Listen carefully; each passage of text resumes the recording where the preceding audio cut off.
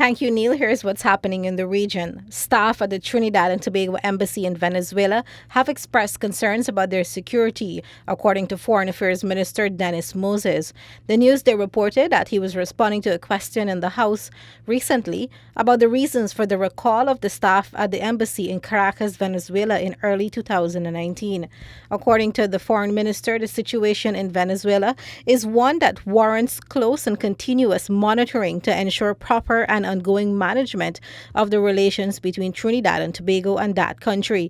He said among the options open to the government is to engage in face-to-face consultation with the staff of the Trinidad and Tobago Embassy in Caracas and to facilitate other undertakings pertinent to the functioning of staff in a foreign capital.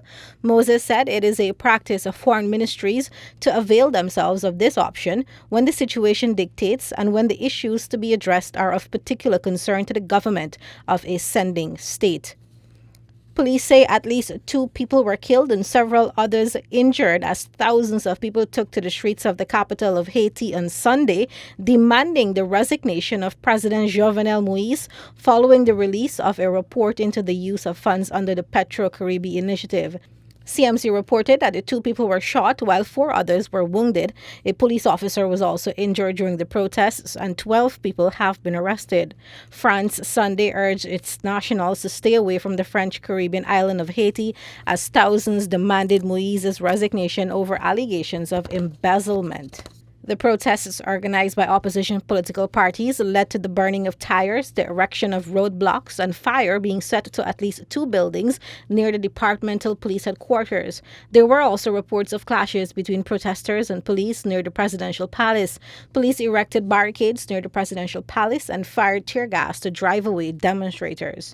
The U.S. has given Mexico 45 days to reduce the number of migrants crossing its territory on their way to the U.S. Mexican Foreign Minister Marcelo Ebrard on Monday gave details of a deal reached with the U.S. to avert the imposition of tariffs on Mexican goods. The BBC reported that even though no specific target has been set, the measures taken by Mexico to curb the migrant flow will be evaluated in mid-July, Mr. Ebrard said. If the number was not down by then, a regional solution would be sought. Mr. Ebrard said the agreement reached on Friday after days of most difficult negotiation bought Mexico time to show it could succeed in driving down the number of migrants. He said that U.S. negotiators had wanted Mexico to commit to 0 migrants crossing its territory, but according to Mr. Ebrard, that was mission impossible. Internationally, 3 men have been jailed for life for the rape, torture, and murder of an 8-year-old Muslim girl in Indian-administered Kashmir. The BBC reported that 3 police officers were found guilty of destroying evidence and sentenced to 5 years in prison. The victim, who belonged to a Muslim nomadic tribe, was found in a forest near Kathua city in January of 2018. The case sparked widespread anger and made headlines when Hindu right-wing groups protested over the men's arrest. 8 people, including a former government official, 4 policemen, and a minor were charged in connection with the crime. One of them has been acquitted, and the minor is set to be tried separately. All of them had pleaded not guilty to the charges against them. The case became one among many high-profile ones that prompted India to pass a new law which introduced death penalty for anyone convicted of raping a child under 12.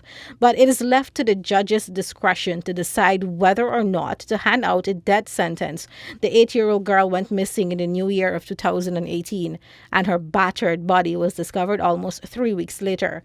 According to investigators, the child was confined to a local temple for several days and given sedatives that kept her unconscious. The charge sheet alleged that she was raped for days, tortured, and then finally murdered.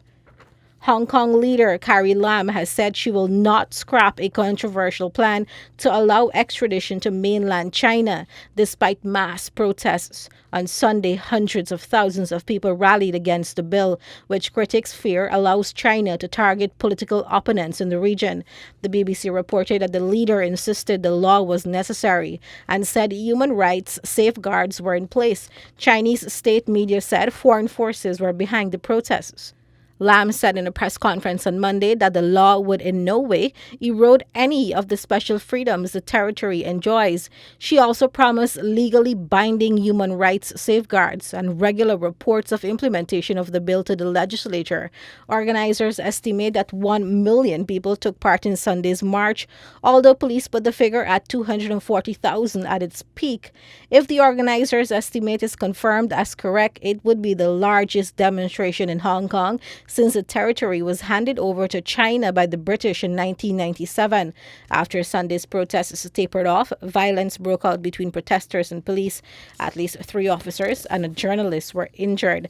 Another rally will be held on Wednesday when the second reading of the bill will be debated by legislators. The pilot of a helicopter died after it crash-landed on top of a skyscraper in Manhattan, the BBC reported. New York Governor Andrew Cuomo said that the 54-story office building on 7th Avenue shook from the impact. Governor Cuomo said the crash sparked a rooftop fire. Some were evacuated from the tower, but none were hurt. He said New Yorkers have a level of PTSD from 9/11 when they hear news of an aircraft crash in Manhattan. Governor Cuomo said preliminary reports indicate the helicopter made a forced landing, but there is no indication of foul play. President Donald Trump has been briefed on the incident. According to the New York Post, there is no helicopter landing pad on the roof of the building.